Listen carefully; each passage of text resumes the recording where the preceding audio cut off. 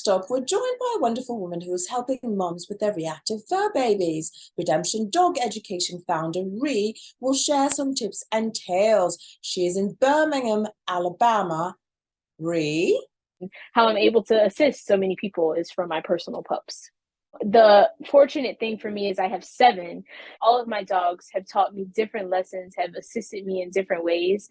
What it is that I do is I come in and I bridge the gap. So I ask certain questions about what you've experienced through life and things like that.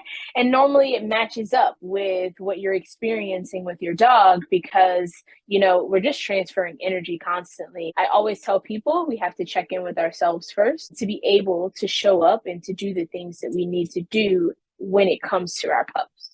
Self-care and taking care of yourself is probably the biggest thing that I tell people is think about it. Your dog is doing something to you and you're frustrated, but let's check in with self to see why that's triggering you so bad first and come at it from a different perspective. Know that this is a being that doesn't speak the same language that you speak. Sure, they understand, right? So you have this language gap.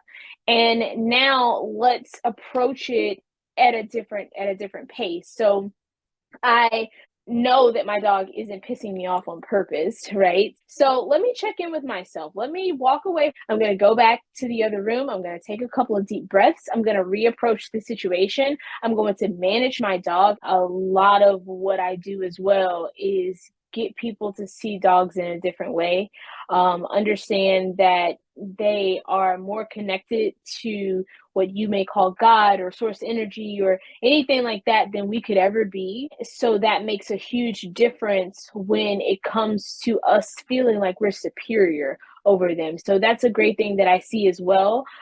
Seeing people come off their high horse a little bit when it comes to their dogs and just being able to coexist with them and assist them the same way that they're assisting us. It's very refreshing for someone to come from a different perspective, a more like Zen-like way of dealing with a reactive dog. I think, we all like aromatherapy, we all like meditation, and I don't see why a dog wouldn't require the same things in order to be a little bit calmer.